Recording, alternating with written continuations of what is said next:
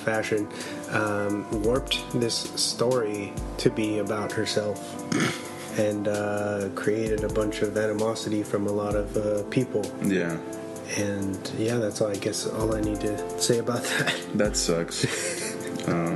It's just like, come on, people. Like, you know the PC culture that we're living in. So can you just watch what you say or be more aware, especially of somebody of her caliber? Yeah, it's like you're under the microscope. You know, let's get real here. But let's be honest, she's been over the hill for a long time. Oh yeah, probably a little nuts. I'm not a fan, and now you guys know why. Exactly.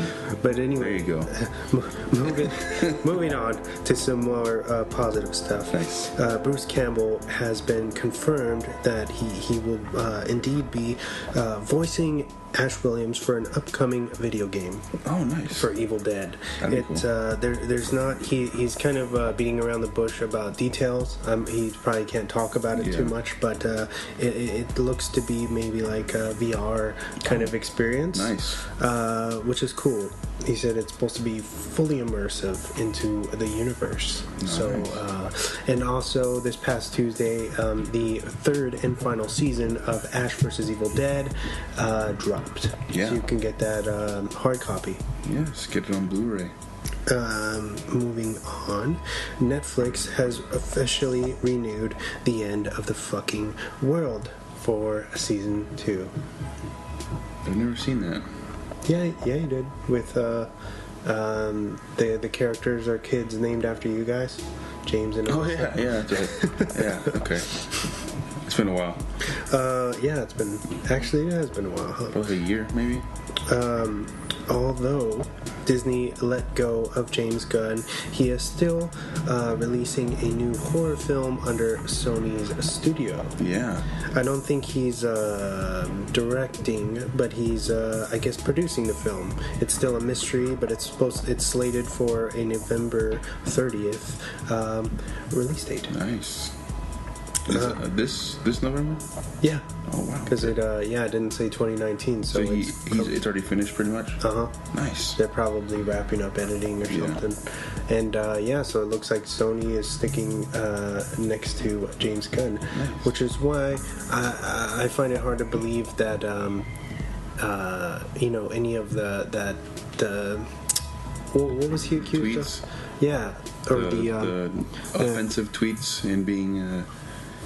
I know one of the things was that it was one of the tweets being brought up from 10 years ago, and also that he's friends with someone who is, I think, who was accused of being a pedophile, or something like that. And I've read something accusing him of going to a pedophilia party. Oh, okay. I didn't know that was a thing. Yeah, and there's pictures and stuff, but it's hard to say, like, okay, but how do you know that how are these specifically from a pedophilia? What is a pedophilia party? Yeah.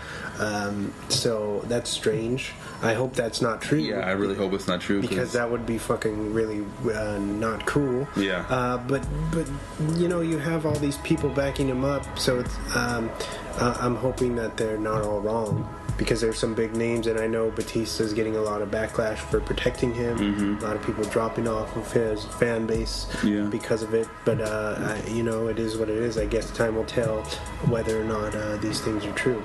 I also heard that that Warner Brothers is talking to him. Yeah, they're trying to pick him up for something. Mm-hmm. Which is, he's obviously good at making superhero movies. Yeah, he just got vision. I would say he's like the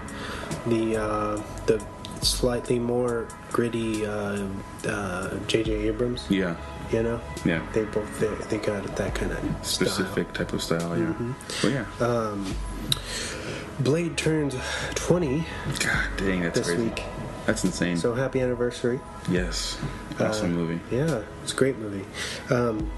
Horror Nights, Universal Studios Horror Nights, announced classic Universal Monsters Rising Maze. Oh, nice. Which is pretty cool. That's pretty different from anything they've done in the prior years that I've attended, so look forward to that. Predator is officially rated R. Nice, okay. So we're getting what we were promised by Mr. Shane Black. It is a hard R, and spines will be detached. Ripped out, yeah. Lena Dunham and Lorenza Izzo of Green Inferno are now attached to Tarantino's Once Upon a Time in Hollywood. Oh, okay. Lena Dunham is, for anybody who doesn't know, she was in American Horror Story last season, and she starred in and wrote for the HBO show Girls with Adam Driver. Blue Ruin and Green Room director Jeremy Saulnier will release new film Hold the Dark through Netflix next month, and it looks to be a dark man against nature piece. As you know, I'm obsessed with this guy's work, so that's very that's exciting for me to, I guess, to be able to watch it so soon. Yeah. You know, it was kind of like a surprise drop. And that's the end of my news. I'm telling you, man, Netflix is coming up. They're still in the game. Just pulling directors out of nowhere.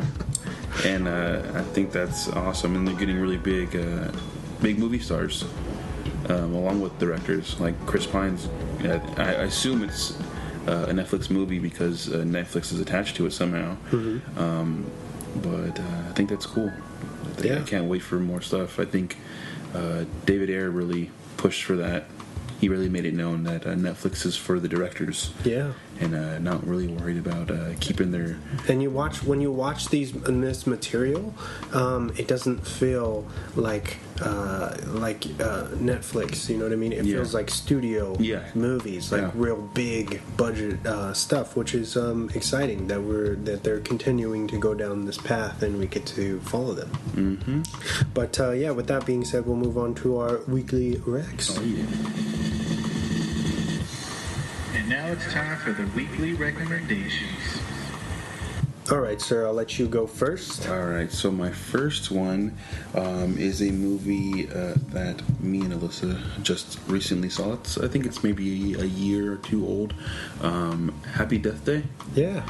We just bought it when we were just shopping for groceries, and it was on sale, so we got it. It's basically this girl she gets murdered every day she gets murdered on her birthday, but when she gets murdered, kind of time resets and she wakes up the day of her birthday. Mm-hmm. And the whole time she's trying to figure out who killed her and why, pretty much. And she gets murdered a bunch of different creative ways. Basically, she's hoping if she figures out this mystery, the time loop will stop. Yeah. And she can continue her life. It's kind of like a... Paradox? Groundhog's Day with murdering. Exactly. Yeah, so it's pretty fun. Edge of Tomorrow. Yeah. Or Source Code. Yeah. Yeah. Just it's basically taking that genre and spinning it with a slasher. Kind of style. And it's a good time. It's fun. I really recommend it. It's a good time. I know that movie made a shit ton of money. Really? It was probably made on nothing. Yeah. From Blumhouse, and it was one of the biggest. What did it come out last year? I think last year. Yeah, it was one of the biggest horror films of that year for That's sure. That's awesome. My next one is Sunshine. Ooh, Danny Boyle. Yes, that one is basically the sun is dying. And this is supposed to be sometime in I guess the near future. Mm-hmm. And the sun is basically burning out, and they have these scientists and astronauts that are flying to the sun to try to restart it, basically, with a big ass bomb. And some stuff happens along the way. And who's in that one? It's Cillian Murphy, Chris Evans, Hilary Swank. Is she in that one? Or am I thinking of something else? I think you're thinking of another one. Sorry? I think that's Core. I know Hilary Swank's in Core. Oh, okay. But yeah, there's the cast in that's pretty good. So definitely check it out. Excuse me, I'm still going through puberty, so. No, but yeah, check both those movies out. They're really good, and I believe that's it. Nice. Yeah. What do you got for me? All right, so I have 2 Wesley Snipes films. Oh snap! All right, so streaming on Stars, it's White Man Can't Jump. Yes, Starring love that movie. Wesley and Woody Harrelson. Such a good movie. It's basically about these 2 basketball hustlers. Oh yeah. That team up and they start. I guess they're trying to come up and. Basically, they both have their kind of sob stories. Mm-hmm. You know, Woody's living out of hotels with his or motels with his girlfriend, mm-hmm. trying to just establish some kind of trying to get more grounded, I guess, with their relationship. And then Wesley is trying his wife wants more. They have a son, and they want to buy a house and stuff. And he's just trying to hustle for his family. So they team up, and things get a little crazy. Yeah. But I love that movie. The dialogue is fucking amazing, mm-hmm. and it's a great time. Check it out on Stars. What's Woody Harrelson's girlfriend's name? Do you remember? She was in Pineapple Express. The actress? Yeah. It escapes me. I know Alyssa hates her. She like hates her voice. What? Oh yeah, because she's like that fiery Puerto Rican. Yeah. Right. Yeah. That's a really good movie though. I actually own that one on Blu-ray.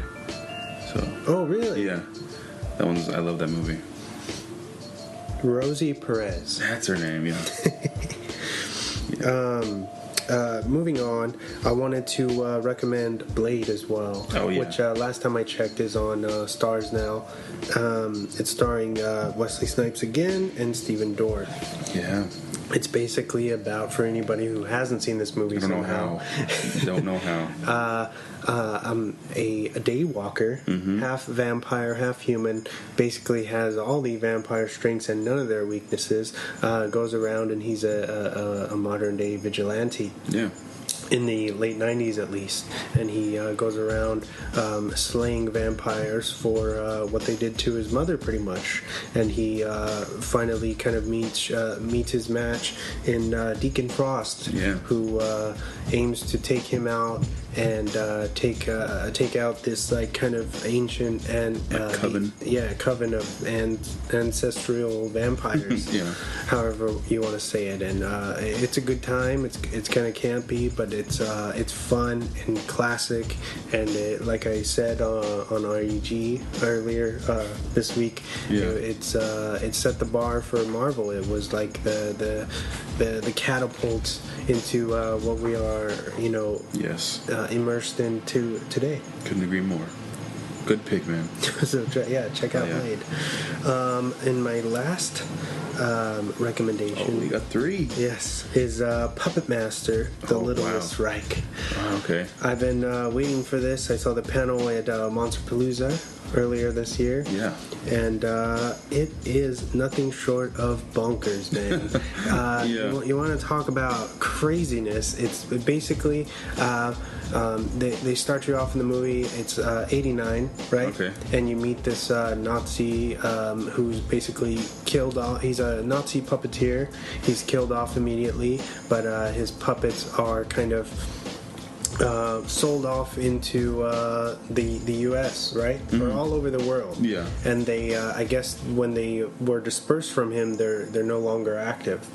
Okay. Supposedly, and all these people come in. These collectors bring their puppets in to kind of, I guess, as a kind of a fan thing of these murders that happened, which kind of happens in real life. Weird people like that, collectors collecting weird stuff. Yeah. But anyway, it's basically these puppets turn out to be Nazis as well, and they start